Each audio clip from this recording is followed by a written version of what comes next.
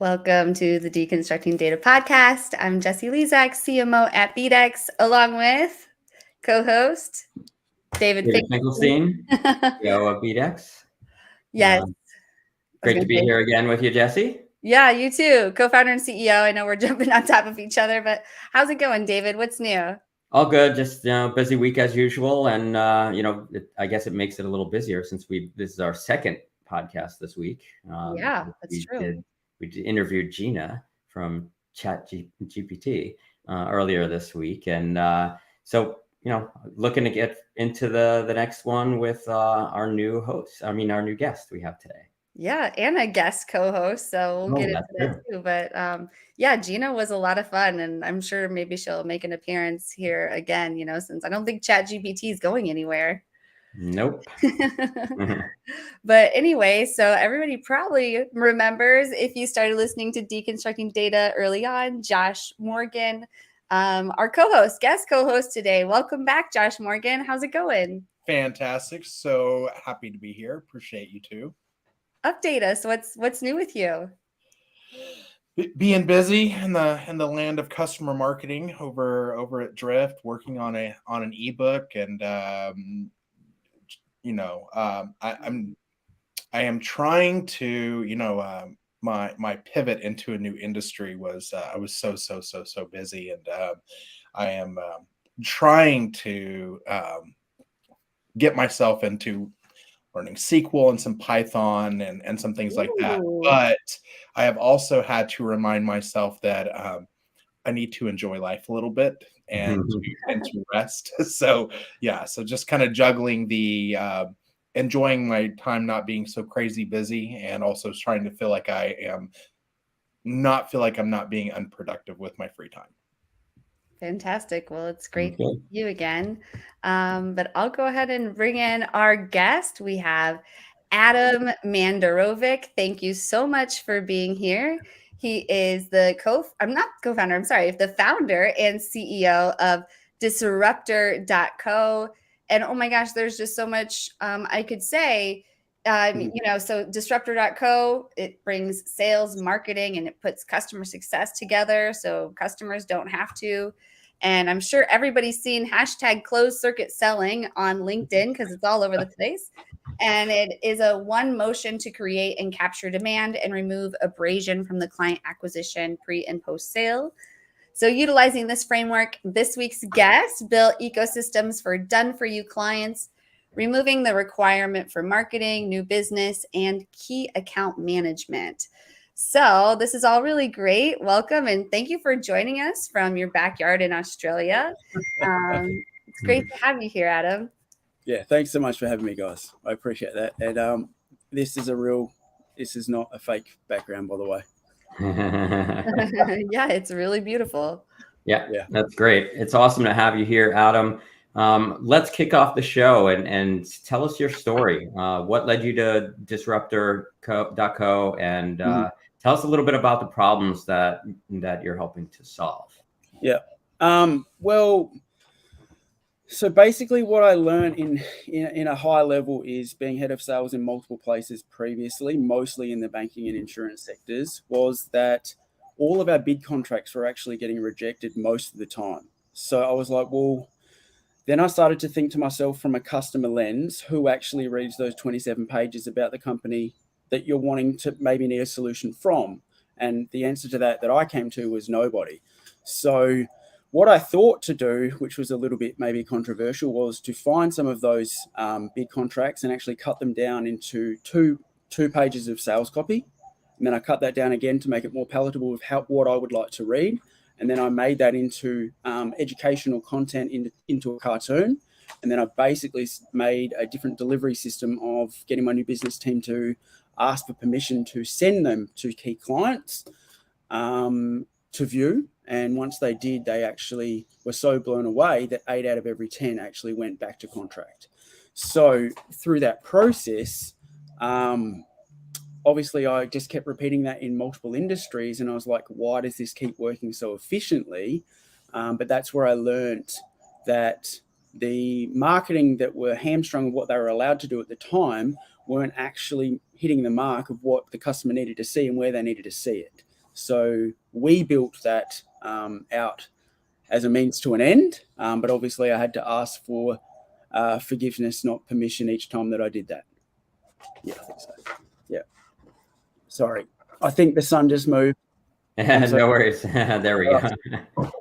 See, it's definitely real, live in the backyard. Nice. Yes. As soon as the show started, of course, there's a little bit of a glare. Mm-hmm. Well, thanks for sharing. And I think this is going to be a really great discussion. So we might as well just get right into it. So considering your experience and, what you know, let's get into the first topic on targeting. And I know this was something you wanted to talk about. And of course, our listeners love to hear about data. So let's just dive in high level there with data and targeting. We'll go ahead and let you kick us off. Yeah, so obviously being able to find what I've found, so I'm just making sure I don't get too much glare. So being able to find that, hang on, let me rewind. What I found was that marketing were hamstrung to only doing lead gen task or no intent lead gen, and they weren't actually being able to work on demand from being able to create the right educational content to intersect people's buying cycles. So what I was able to do is look at what should we be making to where do they need to see it, what do they need to see, and what's going to take them to the dream state from the data that we knew. So what I found through that process, and every time that I was head of sales, is that marketing didn't hit that mark, but it wasn't actually their fault. So I'm actually a marketer with a head of sales background. So through running different types of targeting, so we would look at why would they be in market, who are they with right now, why are they past the tipping point of no return, so they should be in market for these products, and what's going to make it real for them. That's basically in a nutshell what we focus on mostly to make that happen, and then we just use different ways to get permission to ask them to see what they need to see, if that makes sense. Sorry if I don't know if that answers the question, but yeah, no, I think it definitely gives us an opportunity to dive a little deeper. And so in there, you're talking about a lot of intent data, right? About identifying certain customer intents, about where they are in the buying cycle, and so far. Talk to our listeners a little bit about where does that data come from? Like, how do you find this out? Okay. I mean, that's like the gold mine, right? That's what everybody wants to know. How do I find out just when someone's ready to buy my product? So yeah, that's a good question.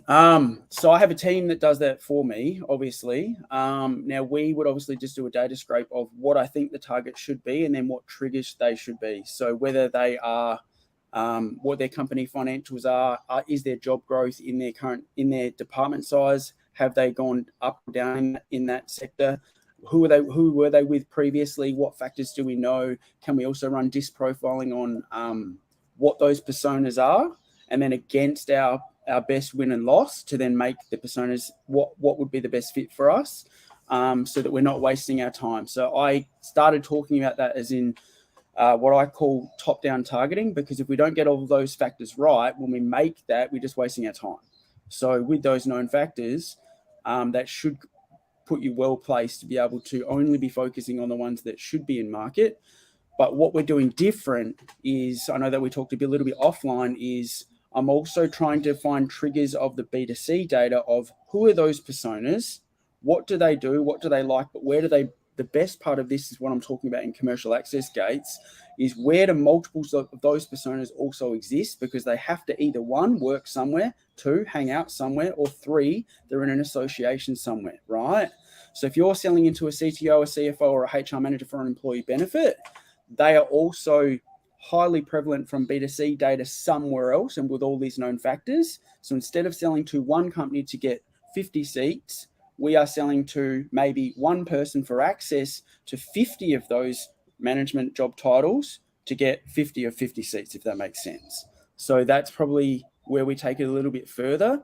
I thought it was, as I've said multiple times, and people spear me for this, I thought it was pretty obvious to try to work out where multiples of those personas would exist by running B2C data that way while you're running B2B data that way, and then putting them together. Instead of having to hard sell from A to B, you then have the opportunity to sell to multiples of multiples, whether that's in communities, whether that's in multiple associations, whether they're in other places. We can find that through running it in both directions. And then you only really need permission to sell to multiples of multiples all of the time.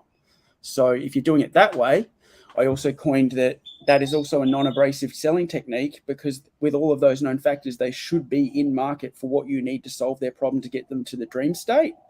And most chances there'll be multiples of those people within those groups of people where that exists, where you've got more chances to do multiplications, which I've basically coined growth by magnification.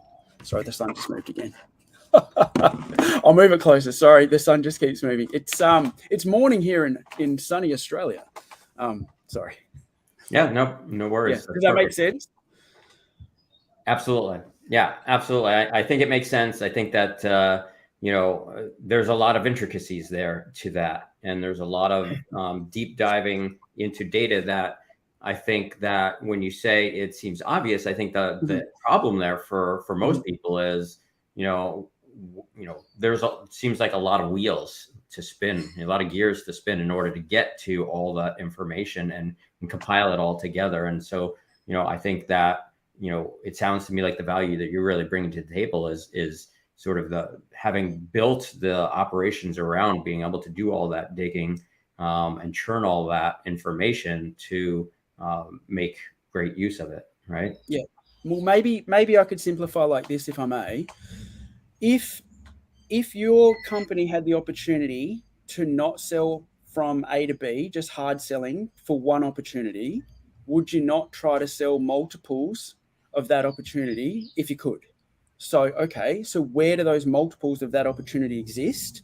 If you can find the data that has the answer to that problem, you're going to be able to serve yourself better, so you don't need to hard sell A to B. So that's basically what we do. Right. So it's a one-to-many relationship is what you're saying. Yeah.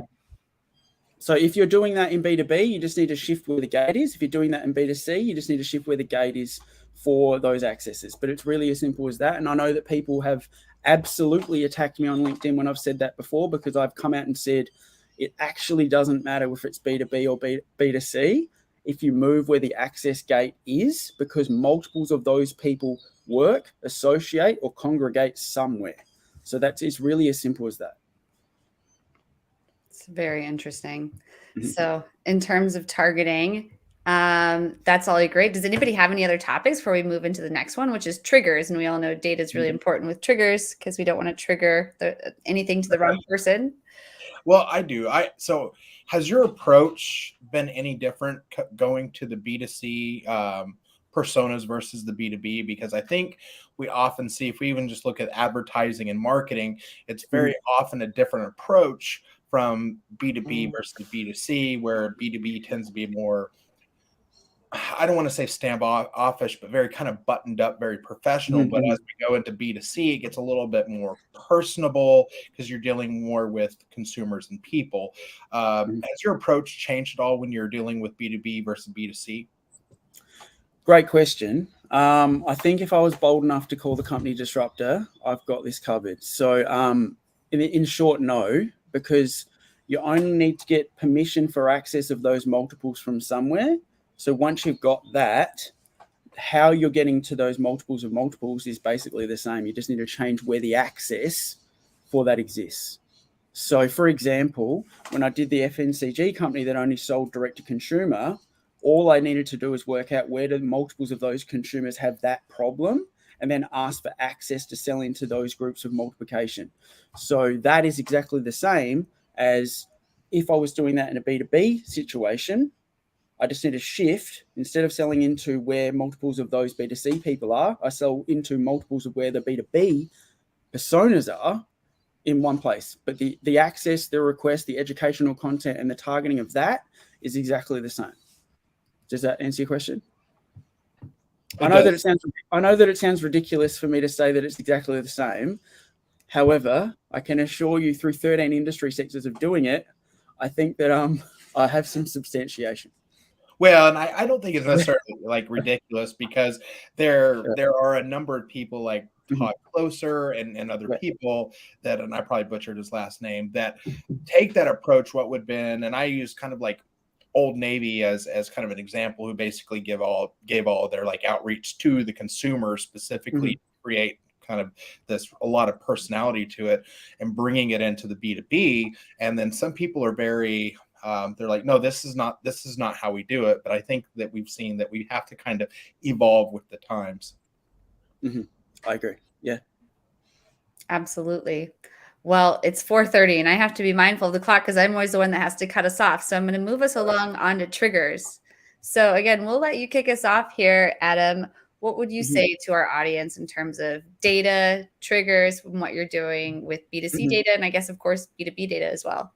Yeah. So I know that a lot of people now would be pretty across looking for job postings for certain types of triggers or what's the company most talked about, and you'd be able to run that in a spreadsheet and dump that data out and then pivot table that to find out what's valuable to companies from just the job posts. But when I was manually doing that, maybe 10 years ago, I don't know that any other people were doing that at that point in time. So that's an absolute gold mine, because you can find one, company most talked about, company values, and you can also find if they're advertising for certain roles within those departments, they're obviously in growth mode, and then you can cross-reference that somewhere else to validate if that's the case, or if they're just doing a headcount replacement.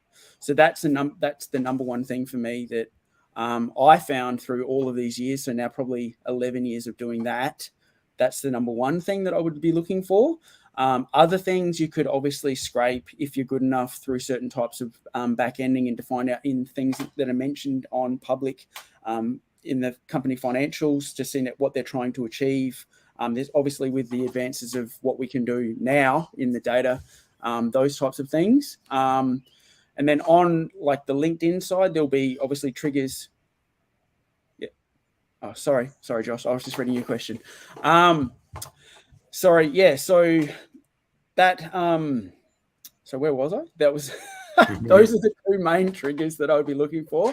So what's the company most talked about? What are the growth, if they're in growth mode? What other things can we glean from the job posts, which I manually was doing many years ago, but now obviously I've got a team that can do that. What other triggers do exist? Are they downsizing? Do they have pressure to downsize? Are they now trying to do more with less? Would they be now open to the discussion because they're openly discussing wanting to do more with less? So if I slide in and say, well, actually, you've got 3 people in your marketing team, you've got 3 people in your new business team, and 3 people in your customer success. If I could do that for 1/5 of the price of all of those, would you like to have a conversation? So that's also an obvious trigger. But yeah, so with additional triggers to that, I'd be looking for our company best win-loss against looking at their existing client databases, then cross-referencing that as well. But yeah, I'd try to work out if that answers your question on triggers. I think so. Very interesting. Yeah. I mean, anything? Yeah, it's interesting. What we've noticed in the past, and sometimes there are economic triggers, right? That triggers that happen, or even political, just triggers that happen that are more environmental than just specific to a specific type of company, right? And so we saw, for example, COVID was a trigger in the sense that it left sort of this gap in companies not knowing what the future meant, and so there was sort of this. We found in the advertising industry that there was an immediate focus on, okay, we need to be more efficient, and that caused people to concentrate more on their return on ad spend and actually improving performance and things like that. And so I think also that there's sort of these environmental triggers that can create opportunity for certain types of companies, and that's one example in our industry that we found in the past as well. Absolutely. Yeah. Well, you want to make sure you have quality data with triggers. I think of text messaging when I think of triggers, just because it's an automation I've set up before. So you want to make sure that you have the best data, you have everyone's opt-in consent. But yeah, it can get messy if you have really bad data. So, having a partner like BDEX to help make sure that you're working, with fraud-free data and, you're talking to actual people, because then that saves you money too.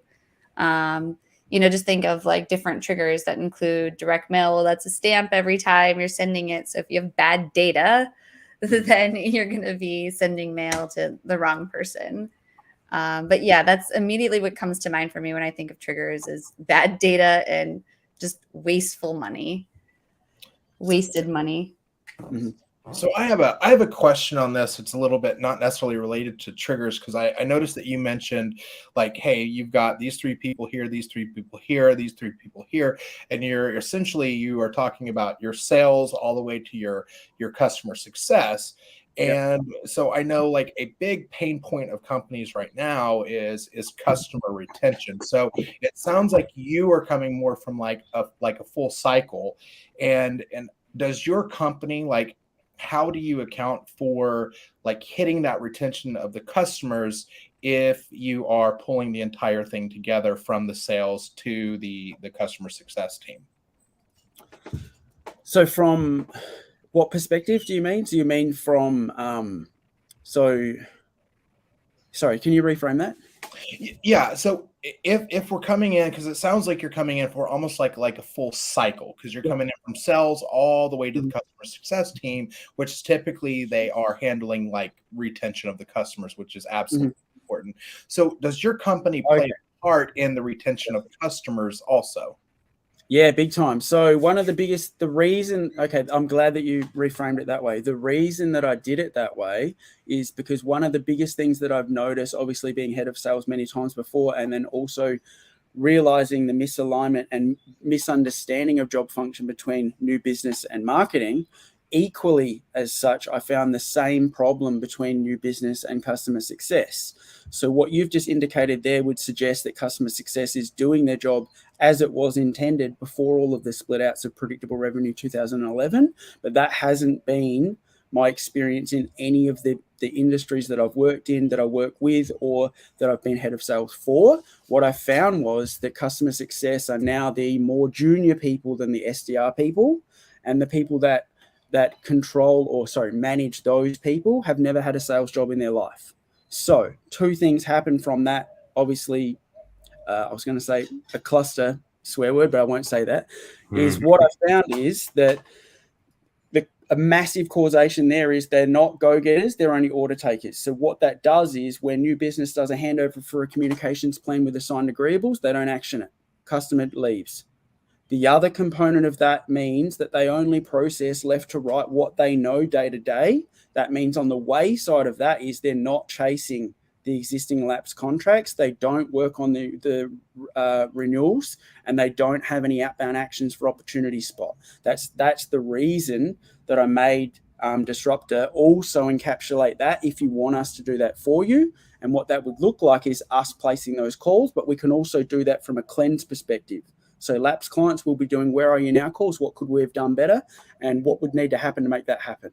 So that's a massive thing that I noticed that all of the companies that I've worked at previously or I've worked with had a massive leaky bucket right there. So that's why I wanted to make sure it was completely full cycle. And give companies the option of showing that we can do that even as a pilot cleanse to show how we can get some of that business back for you because they're not doing those actions through having more junior people in those roles and also having like a national operations director that's never had an urgency sales role in their life, so they don't know how to coach those people on how to do it. That's what I found. Sorry if that's pretty attacking, but I just call it as I see it. And that was one of the biggest things that I found at both ends was the misalignment and misunderstanding between new business and marketing. New business thinks that marketing is a sales assistant. No, marketing's here to show what to do with the data, where to do, what to send, what to create to make that happen so sales can win. But equally from sales to customer success, there's a massive ambiguity of what those job functions are because we've got two junior people in those roles, and it's a massive problem. So that's why we solve that. If they elect. So I've got pilots on my website where people can just ask just for that, just to prove proof of concept as a mini thing, but we also do that as part of the full cycle service. Very interesting. Well, thanks for sharing. Should we move into the third topic since I know we only have 20 minutes left? Channels and validating channels on LinkedIn. This was something you submitted. And so just curious, could you talk us through this? Yeah. So I think I meant multiple places where that can exist. So obviously, so people would know they need to obviously validate with if emails are going to bounce, if you can do that. But I see what's going to happen with all the ChatGPT is eventually there's going to be detection softwares so that people can't do bulk emails for much longer. That's my perspective on that. So it won't really matter. So you'll have to reach them in other ways. So that would also mean some type of validations between what you could find on LinkedIn to find out if they're in market, what they talk about, that type of information. But the other big component of that, obviously being a traditional cold caller coming from head of sales, is you would need to find out if they're one of the two buckets, if they answer the phone and if they don't. And then those are the people that we can ask for permission to see landing pages which have the content that should show them how to get to the dream state. So that's probably the easiest way I can explain with that. If that's probably too quick to explain, but maybe I'm keeping you on time here. No, it's fine. It makes sense. And we agree, that's something that we can talk about a lot is that, email marketing is getting harder and harder. Cold emails are just not getting through to people anymore. And there's so many different ways, whether it's being blocked for spam or whether it's being filtered because they're using some email filtering, or whether they just don't, most people have multiple emails. So they have an email that they use for their work and they have an email that they use for everything else that gets, thrown into spam, and they really don't read anything in there. So it really gets difficult to reach those people, and people don't trust email anymore. And they're certainly not most people won't click on a link if in an email that's from someone that they don't know. And so that's always the challenge is getting somebody not just to open that email, but are they actually going to engage with that email? So agree 100%. Need to find other ways to engage with people. LinkedIn has obviously been a pretty powerful one for a lot of people. That's we talk to a lot of our clients about that as well. So just one more thing on that, if I may, to extend on what you said. So what I see is that technology is not going to go backwards. So where all of those conversations can be held, that's where they will be held. So we will not be tied to, okay, well, I have to do this because it's from email, or I can only do this by a cold call. Asking for permission to speak to people will be in multiple places as we continue to grow this digital landscape. That's what I see. Like if you'd asked your team 5 years ago, would it have been appropriate to DM someone on Twitter and ask for a business conversation, or even talk to them to get to that point where they're asking you? People would have laughed. If you'd said on Facebook Messenger for a B2B conversation 10 years ago, people would have fell off their chair. Now, if you can't reach people, you find where they're active so that you can have that conversation where they want to have it. It's not tied to traditional channels anymore. Yeah. Absolutely. I mean, now you're seeing that extend to, Slack and even WhatsApp, right? Yeah. I was actually blown away by someone that wanted to get in contact with me that found out the Slack channels that I was in and just DM'd me there with a meeting request. And I was actually pretty impressed. So I took the meeting. So, yeah. I know that that's prevalent now, but when it happened, I was like, oh, okay, that's pretty impressive. So yeah. Yes, I'm a big fan of that as well. And you mentioned WhatsApp, and in the US, WhatsApp isn't as big as it is in other countries. But I'm in the US and I've joined a few communities on there, and the same thing with Slack. There's just a lot of business that happens in there. But I think David Wellborn was being sort of silly when he was saying, so marketing is data driven, and we had that up earlier. Just so I thought we would address that. But yes, David, of course, marketing is data driven. But anything else on this topic that we want to get into? I think originally these were two separate ones. So channels, data and channels, and then validating channels on LinkedIn. So anything on either of those topics you want to cover before we move on? I was going to say, we talked a little bit about what we just were talking about. Like we're talking about new channels, right? Slack, WhatsApp. You being sort of like, we'll call the expert in identifying channels to reach people, where they are, where they're active. Where do you see the future is on that? What are the new channels going to be? You have any feelings for that going forward? So funnily enough, I actually think it'll go slightly the other way. I think that there'll be so much integration on LinkedIn that everyone will be contactable 24/7 for cold video calls.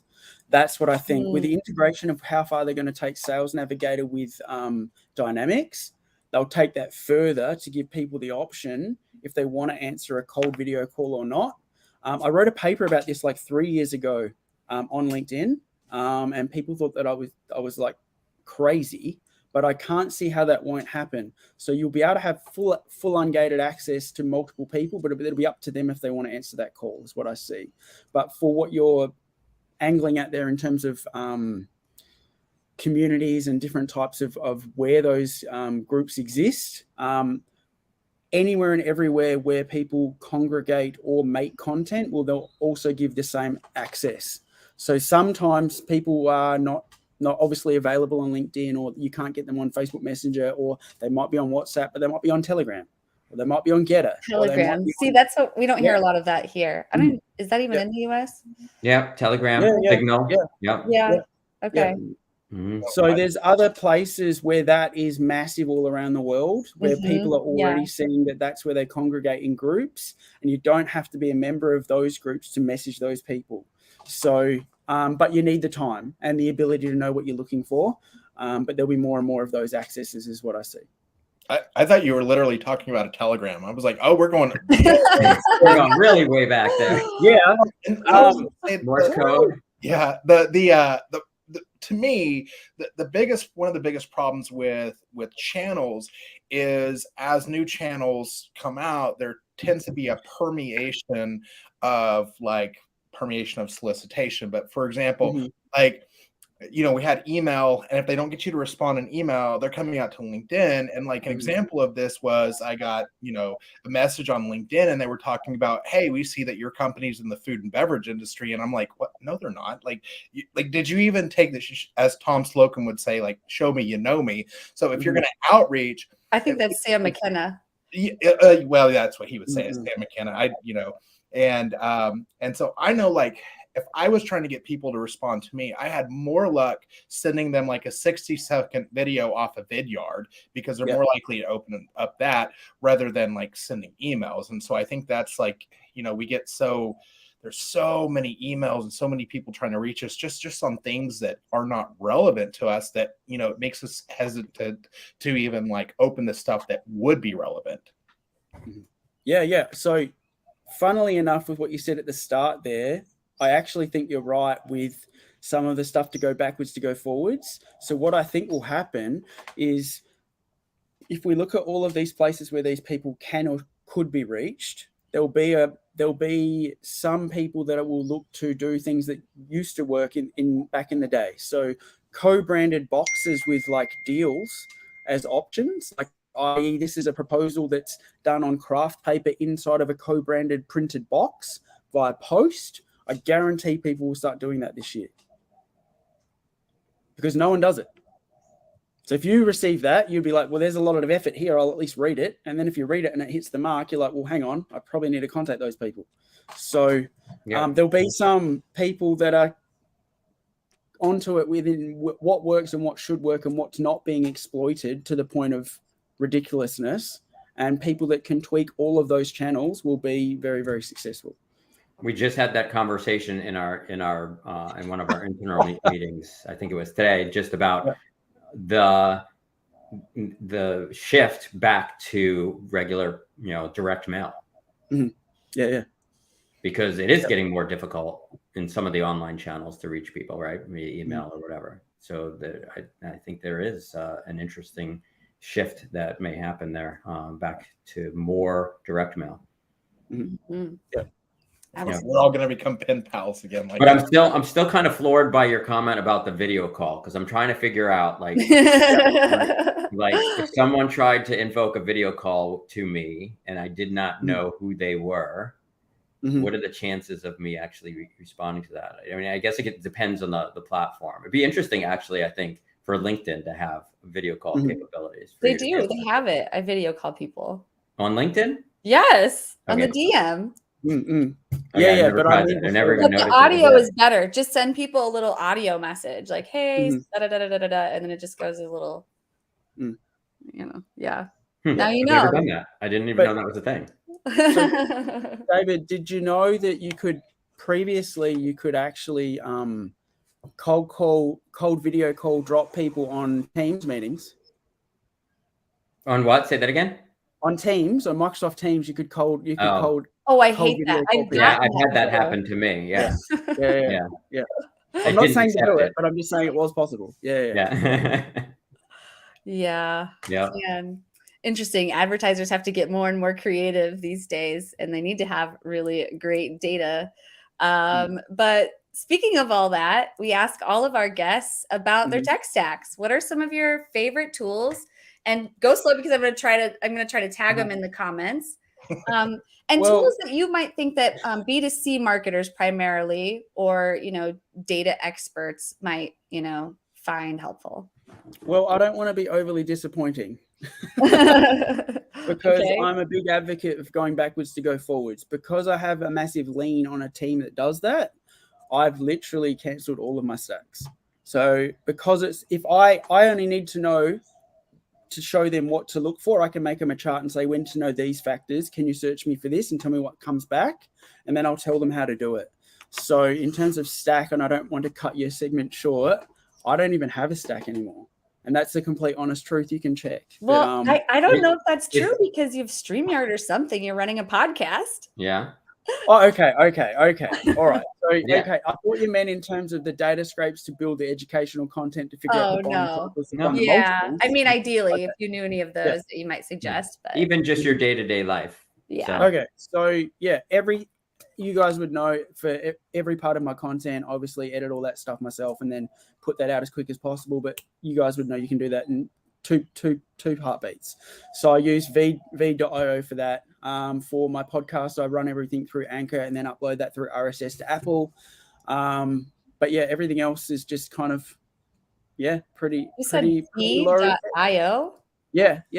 Like the letter V and then a dot? V-E-E-D.io. Oh, okay. Veed. Okay, got it. Yep. And what was the other one? Was there another one? His whiteboard. Whiteboard. Yeah. It's a big part of your tech stack, right? Yeah, the expo markers and the whiteboard. Yeah. Yep. Very So I probably use like Miro a little bit for those flowcharts to show the data team what they need to look for.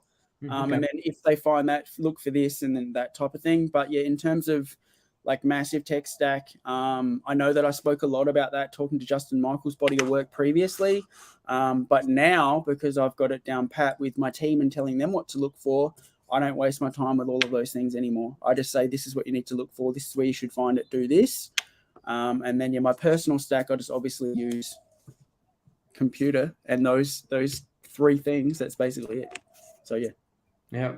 Very yeah, cool. Miro's an interesting one. I haven't used that one before, but I have heard it mentioned before. How do you spell it? I was trying to find it.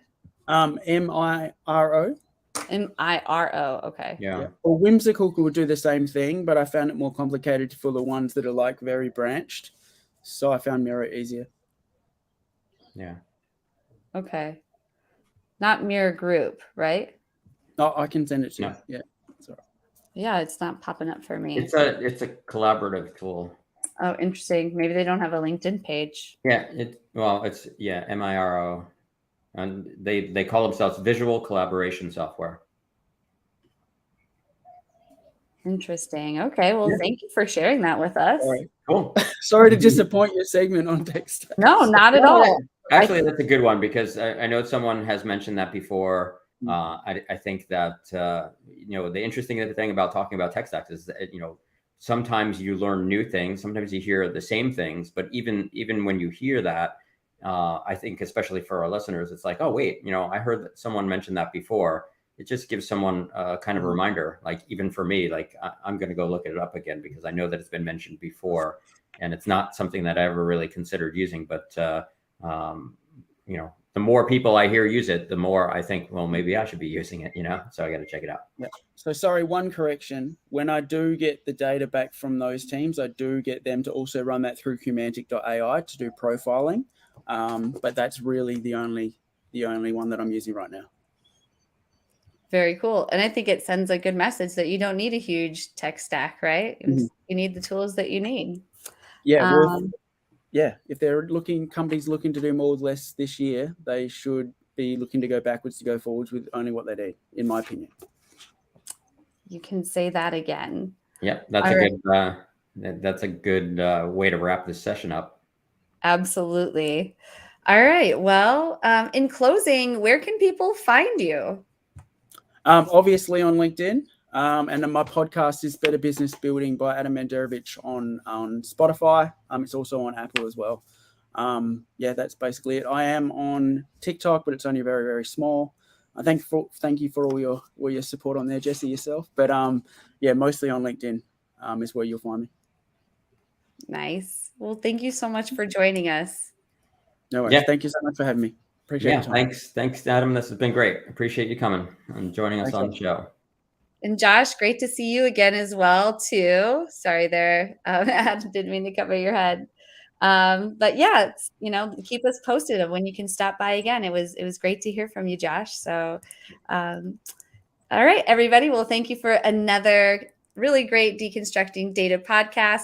Hopefully we've interested you in one way or another to want to learn about your customer data, even though we didn't get into that. So you can, of course, check out the QR code here. Oh, I better take this down. There you go. For our audio-only listeners, you can visit bdex.com and click the try free button and try Omni IQ, upload a CSV file of your customers, and you get free data on it. So you don't even need a credit card to create an account. So you can see the gender, birth year, as well as household income analytics on your first party data. What else might you add about Omni IQ, David? That's the easiest way to get started is just uploading a sample of your customer files into the data clean room, and you'll get back some analytics. And from there, you can purchase additional data about your customers and use that to enrich your existing customer files, or take it a step further and try to find more people just like your best customers using our machine learning platform, Omni IQ ML. That will enable you to build an extended audience of more people that look just like your best customers. And that's what we do. Absolutely. Well, it's been a great episode. So thank you so much, everybody, for joining us. And until next time, I'll go ahead and close it out.